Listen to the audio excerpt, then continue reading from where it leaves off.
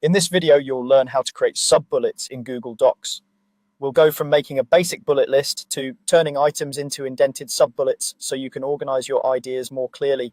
Even though this is a simple skill, it makes a big difference in how clean and professional your documents look. So we'll walk through it slowly and clearly. Let's start inside your Google Doc. First, place your cursor where you want your bullet list to begin. This could be at the end of a paragraph, on a new line, or anywhere you want to start organizing information. It's usually helpful to press enter to move to a fresh line so your list is clearly separated from your other text. Now create a regular bullet list. Go to the toolbar at the top of the screen and look for the bullet list icon. It looks like three small dots with horizontal lines next to them. Click that icon and Google Docs will automatically insert the first bullet on the line where your cursor is. You'll also see the bullet style applied to that line. Type your first list item and press enter. Each time you press enter, Google Docs will automatically create a new bullet on the next line. Continue typing out your main points this way. At this stage, all of your bullets will be at the same level, aligned on the left. Now, let's turn one of those bullets into a sub-bullet. A sub-bullet is simply an indented bullet that visually sits under a main bullet point. It's useful when you want to add related details, examples, or subcategories without creating a whole new main point. Click on the bullet you want to turn into a sub-bullet, or place your cursor anywhere on that bullet's line.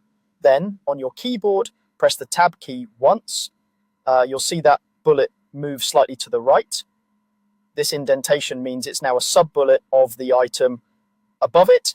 The bullet symbol itself might also change slightly depending on the default style to help you see that it's a different level. If you continue typing and pressing enter, Google Docs will keep creating new bullets at that same indented level. These will all be sub-bullets under the main point above them.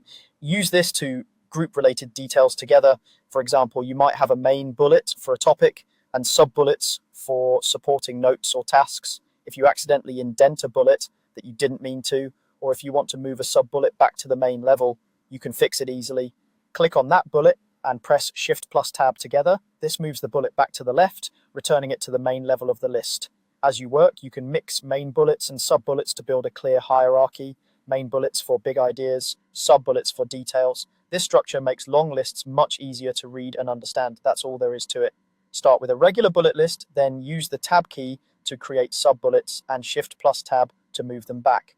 With just these few keystrokes, you can create clean, organized lists in Google Docs that are simple to update and easy for others to follow.